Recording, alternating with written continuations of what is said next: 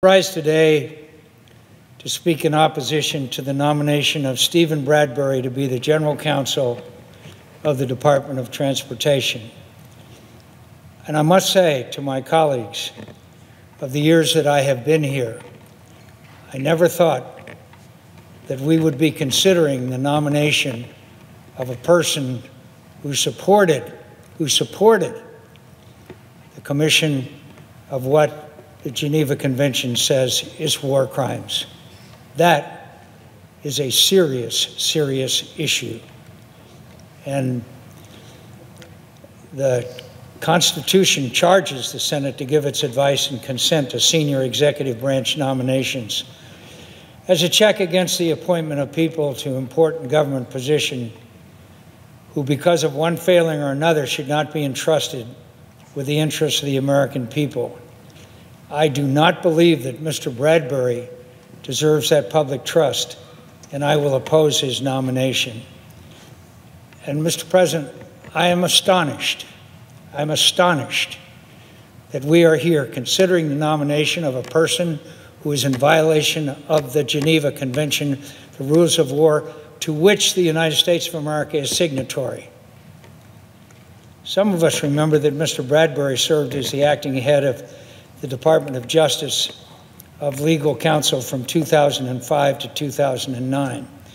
During this time, he authored a few of what have become to be known infamously as the, quote, torture memos, which provided the legal justifications for 13 types of enhanced interrogation techniques employed by the CIA for detainees held by the United States under law of war authorities. The term, my dear friends and colleagues, the term enhanced interrogation techniques is a euphemism.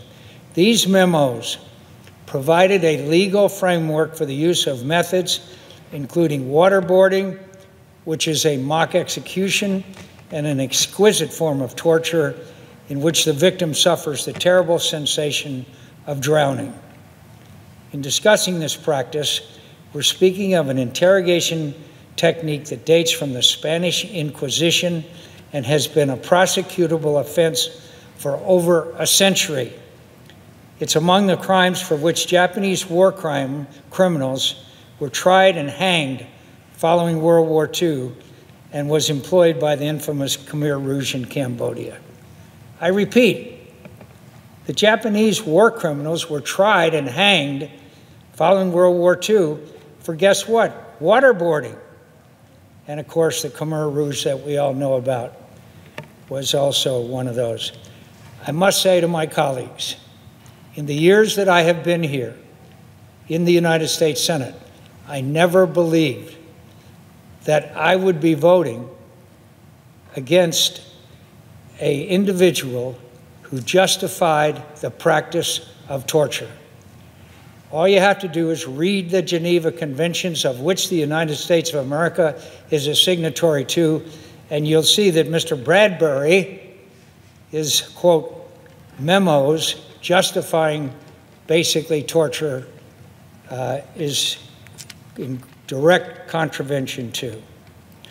The memos that Mr. Bradbury was the author of provided justifications for the inhumane interrogation of detainees using methods such as forced nudity and humiliation, facial and abdominal slapping, dietary manipulation, stress positions, cramped confinement, striking, and more than 48 hours of sleep deprivation. I would challenge Mr. Bradbury to go through 48 hours of sleep deprivation before he signs off on another memo. Worse, the legal justifications for these techniques were interpreted to permit their use simultaneously over long periods of time, which constituted what I and many others familiar with these techniques believe is torture. Torture inflicted by the representatives of a nation founded on the ideal that all people are born with equal dignity and that even enemies who scorn our ideals, once they are our prisoners, are to be spared cruel, inhuman, and degrading treatment. The memos authored in part by Mr. Bradbury justified the use of these techniques under Article 16 of the United Nations Convention Against Torture, and declared them not in contravention to Article 3 of the Geneva Convention, which, quote, prohibits outrages upon personal dignity. And I quote that. That's the Geneva Convention, to which the United States is signatory, and violence to the life of a person. Most people, including, I'm sure, Mr. Bradbury, have never been tightly bound, made to remain in a stressed position, and deprived of sleep for 48 hours. Let me assure my colleagues, anyone who has suffered such treatment will know they've been tortured.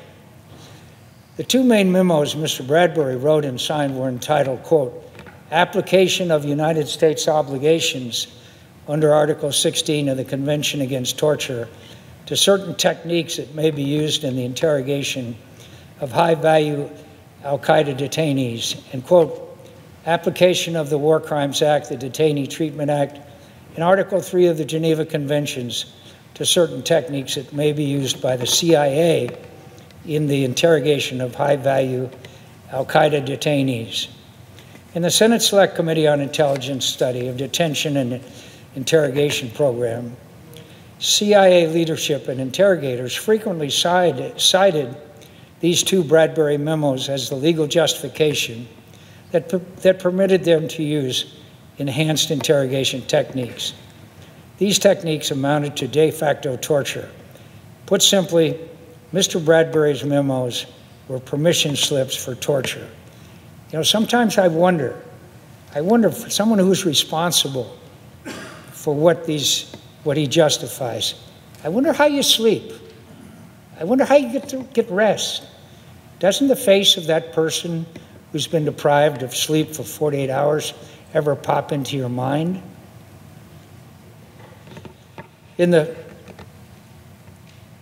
Senate Select Committee on Intelligence's study of detention and interrogation, CIA leadership and interrogators frequently cited these two Bradbury memos as a legal justification that permitted them to use enhanced interrogation techniques. These techniques amounted to de facto torture.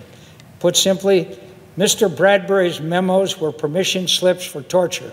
I repeat to my colleagues who are about to vote for him, his memo were permission slips to torture. I've long said that I understand the reasons that govern the decision to approve these interrogation methods, and I know that those who approved them and those who employed them in the interrogation of captured terrorists were dedicated to protecting the American people from harm.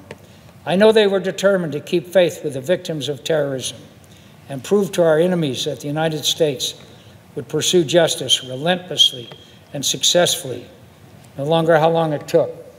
I know their responsibilities were grave and urgent, and the strain of their duty was considerable.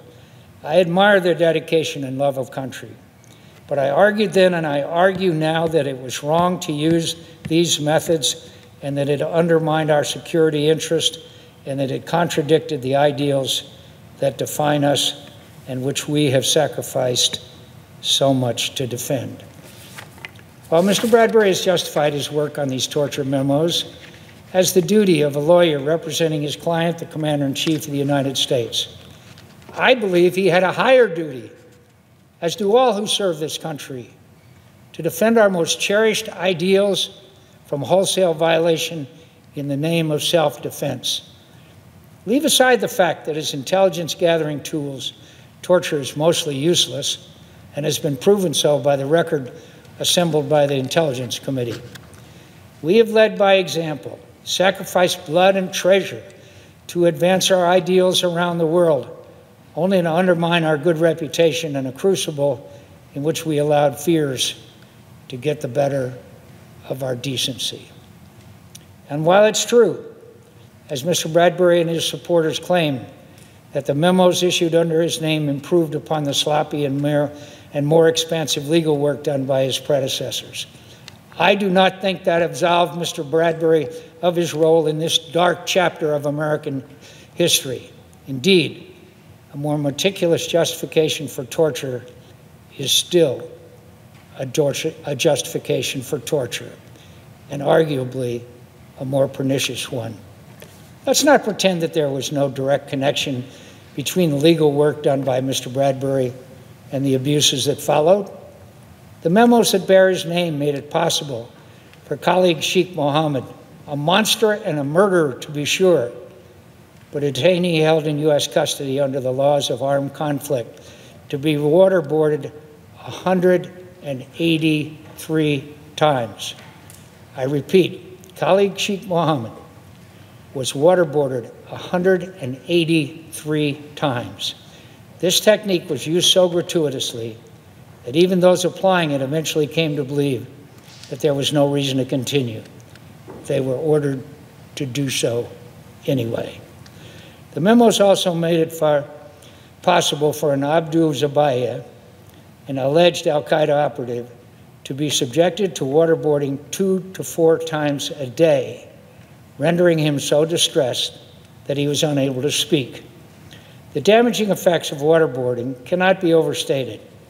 According to the Senate Intelligence Committee report on torture, Zabaya's waterboarding session, quote, resulted in immediate fluid intake and involuntary leg, chest, and arm spasms and hysterical pleas.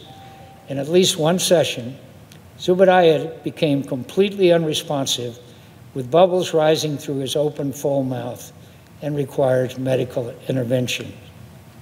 The memos that bear Mr. Bradbury's name also made it possible for a Libyan detainee and his wife to be rendered to a foreign country where that woman was bound and gagged while several months pregnant and photographed naked as several American intelligence officers watched.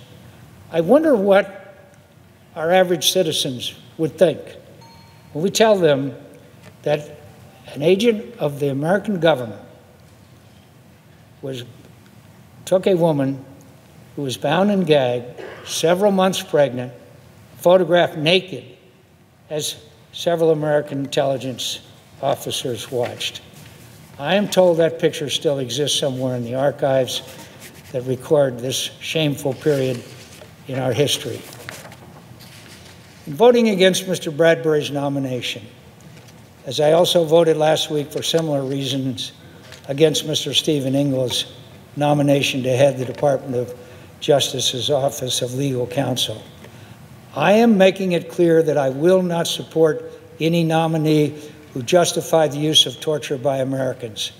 The laws of war were carefully created to be precise and technical in nature, but also to leave room for interpretation, even at the risk of abuse by the executive branch. This makes the duty of government lawyers all the more significant. They must serve as guardians of our ideals and our obligations under national law. There are safeguards and checks on the conscience of our government. I cannot, in good faith, vote to confirm lawyers who have fallen short in this awesome responsibility. I will cast my vote against Mr. Bradbury, not because I believe him to be unpatriotic or malevolent, but because I believe that what is at stake in this confirmation vote, much like what we stand to gain or lose in the war we are still fighting, transcends the immediate matter before us. Ultimately, this is not about Mr. Bradbury. This is not about terrorists. This is about us, who we are and who we will be in the future. This is about what we lose when, by official policy or official neglect, we allow, confuse, or encourage those who fight this war for us to forget that best sense of ourselves. This is our greatest strength, that when we fight to defend our security, we also fight for an idea, not a tribe, not a land, not a king, not a twisted interpretation of an ancient religion, but for an idea that all men are created equal and endowed with inalienable rights. They are created equal and endowed with inalienable rights. It is indispensable to our success in this war that those we ask to fight it know that in the discharge of their responsibilities to our country, they are expected never to forget that they are Americans and the defenders of a sacred idea of how nations should be governed. and conduct their relations with others, even our enemies.